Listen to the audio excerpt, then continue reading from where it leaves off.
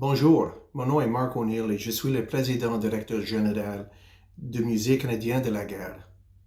Il y a 15 ans, le 8 mai 2005, nous regardions avec fierté des femmes et des hommes canadiens y a servi, ainsi que leurs familles, marcher sur les plaines Les Bretons pour rejoindre des dizaines de milliers de personnes à l'occasion d'ouverture du Musée canadien de la guerre.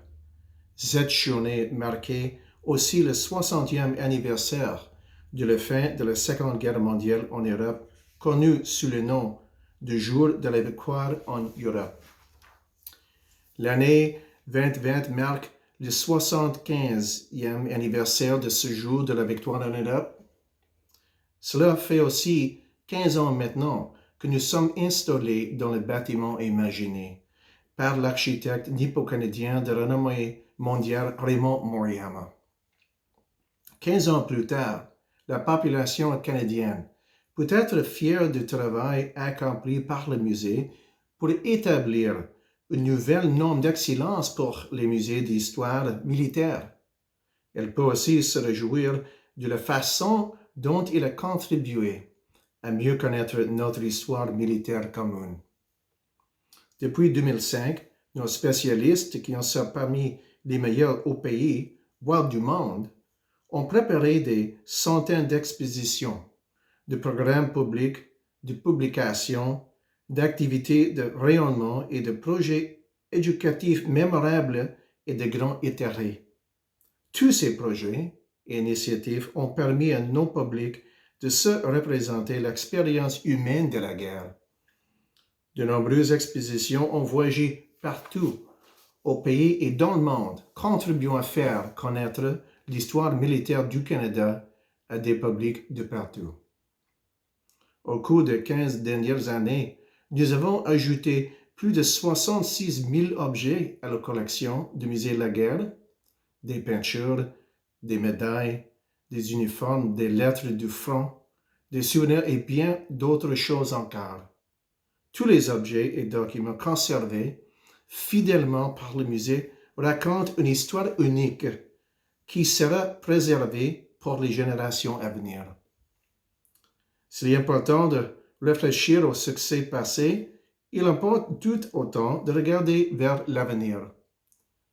Nous sommes déjà en train de planifier comment nous pouvons continuer à créer des liens entre les récits importants que nous proposons et un plus grand nombre de personnes, peu importe où elles vivent.